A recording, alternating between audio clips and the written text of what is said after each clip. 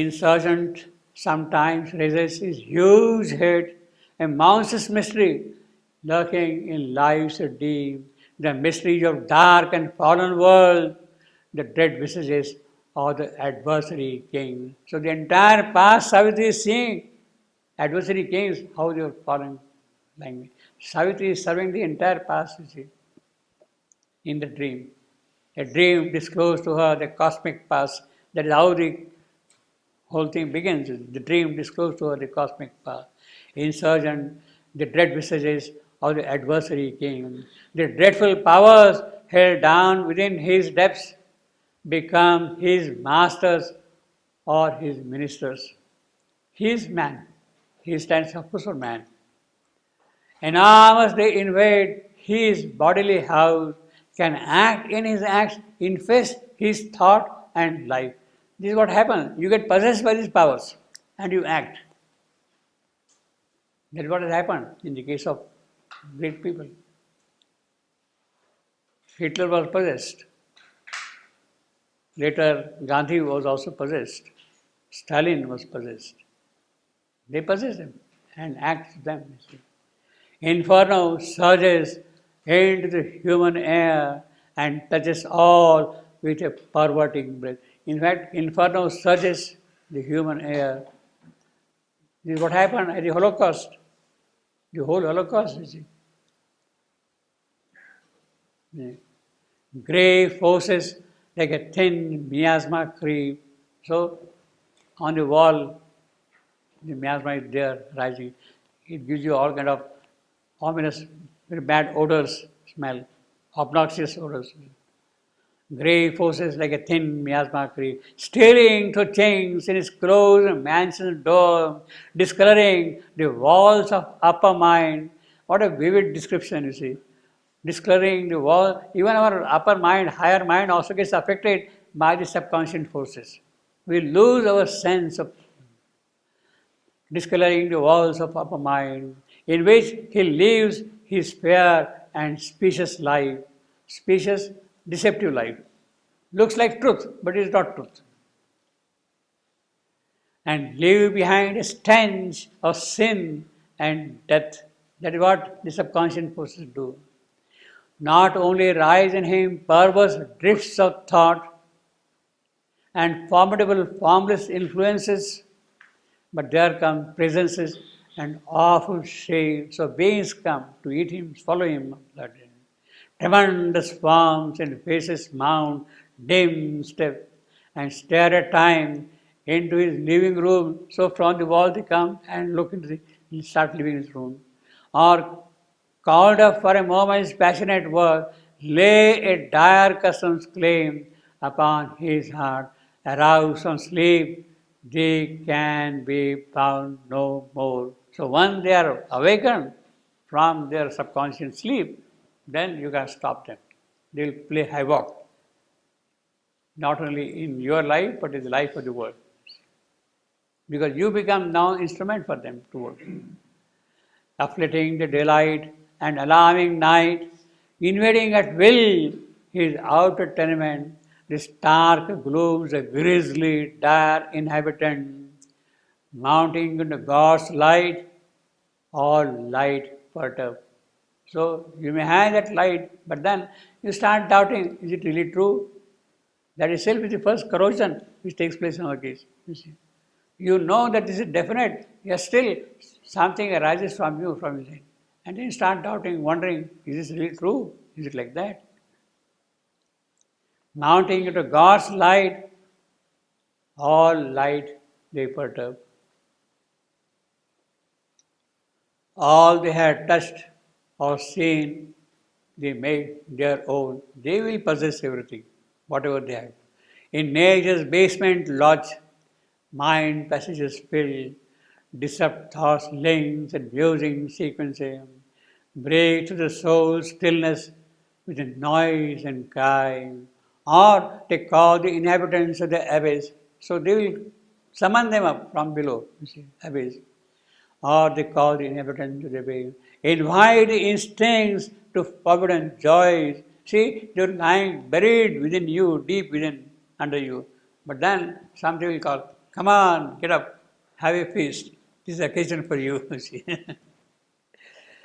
Invite instincts to forbidden joy, a laughter we could dread demoniac mirth, and with neither right and revel shake life's floor.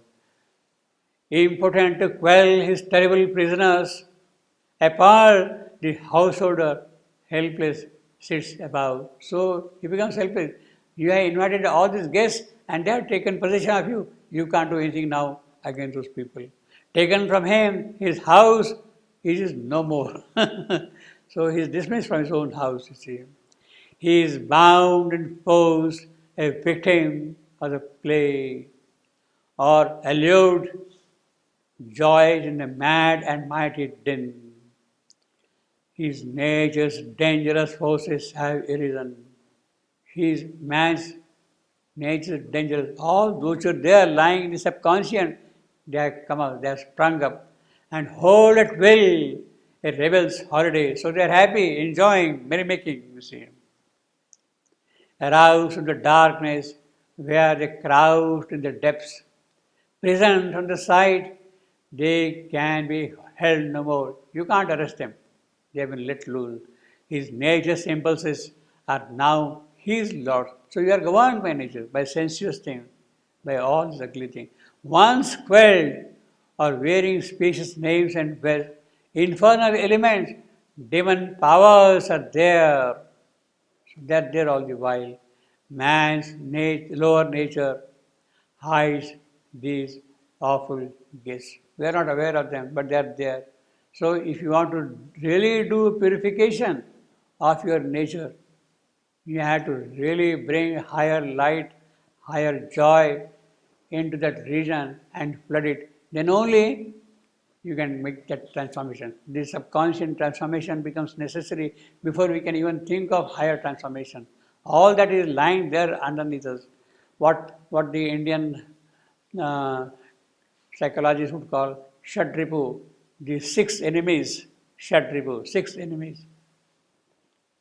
Kama, Krodha, Mra, Moha, Matsara, Lobha. These are the six. Six Shadripus. They're there lying, they're waiting. Kama, lust, desire, possessiveness, covetousness, greed, jealousy. They're there in us. All these evils are there all the while. They have it transformed. Man's lower nature hides anger is also there. Krodha, anger. Man's lower nature hides this awful guilt. Their vast contagion grips sometimes man's world, and awful insurgence overpowers man's soul. In house and house, the huge uprisings grow. In house and house, the huge uprising grows because they're coming up from room to room. House means within us, there are different regions, there are different parts in our being. Hell's companies are loosed to do their work. Into the earthways, they break out from all doors, from any passage is enough for them, any opening is enough for them. Invade with bloodlust and a will to slay, and filled with horror and carnage, God's fair world. That is the task. Opposites. He is now describing all those opposites, God's opposites, you see. Death and his hunters stop a victim earth.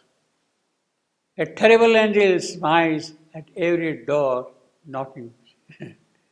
An awful laughter mocks at the world's pain, and massacre and torture grin at heaven. So they mock. All is the prey of the destroying foe. Creation rocks and tremble top and base. So because of them, this evil nature, yeah. What is the meaning of death and its hunters stop? Death and his hunters stop a victim earth. To block the evolution? Yeah, no, you see, death and his dogs, his people, his ministers, deaths. They stop a victim earth. Earth is victim of them. They are the victim of earth. Stop means I stop? Like Anand Prabhu is for What will I stop? everything. Stop is blocking. Yes, blocking. Stop. Yes, blocking. Blocking. Blocking. Yeah, Blocking evolution. What blocking? blocking. They block what? They block your path. They block the path. Yeah, Ah, they block the path. yeah. Stop. Yes, something like that. Earth is a victim. Earth is a victim. Earth is a victim, and she stopped. She stopped by death and his hunters. This evil nature housed in human hearts. So, what a picture of our this evil nature housed in human heart, a foreign inhabitant, a dangerous guest. The soul that harbors it, it can dislodge. So even the soul can be dislodged. You see, it is such power they have got. See. Expel the householder, possess the house, take charge of the whole thing. You see. So even the soul is kicked out of the house. You see, by them. They don't care. And opposite potency. So this is what I was talking of, the opposite, God's opposite. And opposite potency, contradicting God. A momentary evil's almightiness, but luckily it is momentary. Evil's almightiness has traveled the straight path of nature's acts. He is kind of summarizing all these actions now in this sentence. Nature's path is straddled, the riding on both sides. It imitates the Godhead, it denies. So you behave like a God, yet you deny God. It imitates the Godhead, it denies. Puts on his figure and assumes his face. A Manichaean creator and destroyer. Now, this is a wonderful phrase. Manichaean. He has both the roles, dual. He is a creator, he is a destroyer. This is what has happened on the law. This can abolish man, annul his words. So this is what the Manichaean creature had done. All the God's opposites are summarized in this line. This can abolish man, annul his word.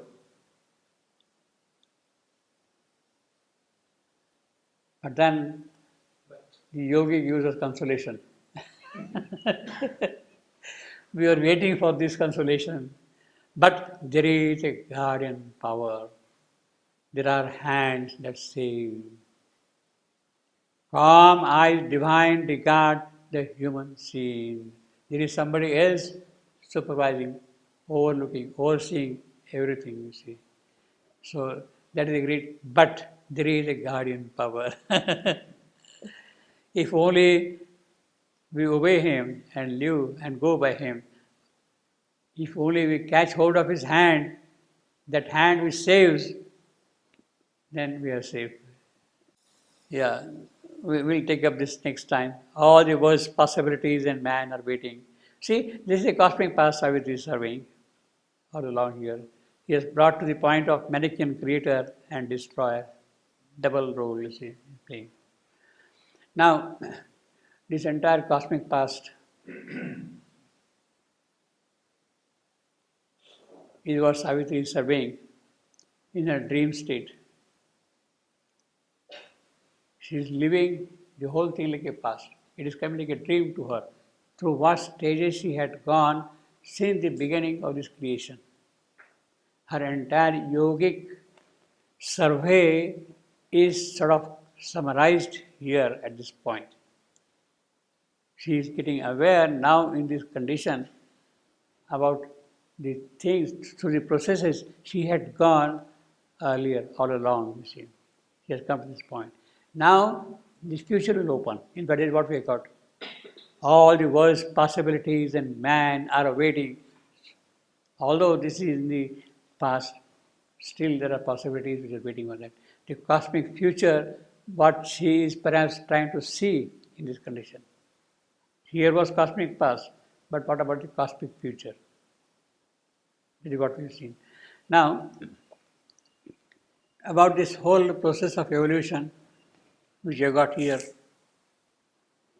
described in roughly 47 sentences. The entire cosmic past is described in 47 sentences. We have something very wonderful in the record of yoga. I will copy down and post this thing also, but let me just tell you. He is talking of the evolutionary scale, describing the evolutionary scale. I will just read a few small things here and there. This one. We shall see how the thought of God works itself out in life. How the thought of God works itself out in life. The material world is first formed with the sun as center. The sun being itself only a subordinate star of the great Agni, Mahavishnu. Sun is still a subordinate star of great Agni, that is Mahavishnu. You want to know page 1323 onward. In whom is centered the Bhu. Bhu, that is earth. It is in Mahavishnu is centered Bhu. That is earth. Mahavishnu is the Virata Purusha, who as Agni pours himself out into the forms of sun and star. Sun and stars are formed. He is Agni, Tvashta, Vishwakarman, Prajapati. Three forms of Agni. These are the three primal Purushas of the earth life. Agni, Tvashta, Prajapati and Matarishwan. All of them soul bodies of Mahavishnu, the three forms of Agni. What are they? For certain forms, creation. Agni Tvashta, having made the sun out of the apas, the sun has been prepared out of water, apas, or waters of being. Prajapati, as Surya Savitri, enters into the sun and takes possession of it. The form which has been prepared, that is taken possession by Prajapati. He multiplies himself in the Suris or solar gods, who are the souls of the flames of Surya, Purushas or the female solar energies. Then he creates out of the solar body of Vishnu the planets. The planets, what we see, planets. Each of which successively becomes the Bhumi. Different planets, they become the ground, Bhumi. Bhumi or place of manifestation for Manu. For each planet, a Manu is there. The mental being, who is the nodus of manifest life existence and the link between life and the spirit. So Mano is the link between life and the spirit. That is the mental being. That is what we are. Man is the bridge. Mother says, no, between the animal and God, you see. The present earth in its turn appears as a scene of life. In the present cycle of creation, earth is a scene of life. Pardon me? Scene. Present, yeah. What is scene? The sign? Scene. The scene of life. Scene of, where all these happenings are there. Scene of life. The present earth is in its turn appears as a scene of life. Mars being its last theatre. Which one? In the previous cycle, previous But you say before each planet, so there, is the Bhumi for each cycle. so there is man in many Yes. planets. Yeah. Yeah. So he says in the present cycle it is the earth. In the present cycle, is the earth. Yeah, but before it's Before was Mars. and before That is not given. no, oh okay. So we know about only True. Yeah. Yeah. He is very specific. The present earth in its turn appears at the scene of life. Mars being his last theatre. All these things were happening in Mars. In the Bhumi, Agni Twashtra, that is support, the ground. Agni Twashtra is again the first principle. Matareshwan the second. Finally, Prajapati appears in the form of 4 Manus. He appears as 4 Manus and goes on like that. You see, it's a long description running into several pages. But basically, here you have got a more complete description of the cosmic past in that sense. And you get some idea here in the cosmic past which is being surveyed. Because if he has to write all those things, it will become another epic here.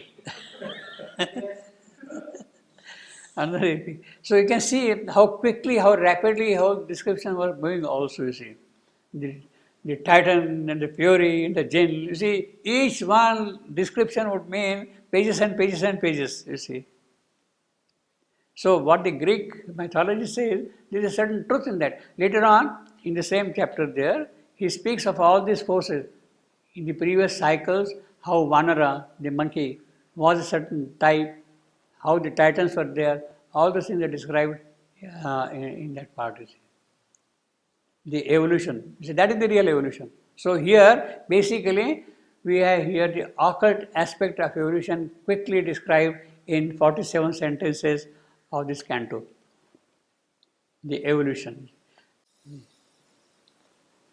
Basically, he says there, Huh? Also what is hidden within. Yes. basically he says there also that we have all evolved out of asuras. Yeah. That we were all these asuras, Strong. and now we have become human. Mental state. Yes. In fact, if you see now there how the whole thing has developed, how the mental being appeared in the midst of all these life forces, gigantic forces of Rakshasa, Pishacha, Asuras. In this, the mental being has arrived and it is there, and Savitri too awoke among these human tribes. In Savitri. And Savitri too awoke among these human tribes. The second section of the symbol dawn opens with that line. Human tribes, all these things have grown. And it is there, Savitri. It is from that point onward, Savitri is now tracing the entire cosmic past. Savitri too awoke among these human tribes, you see.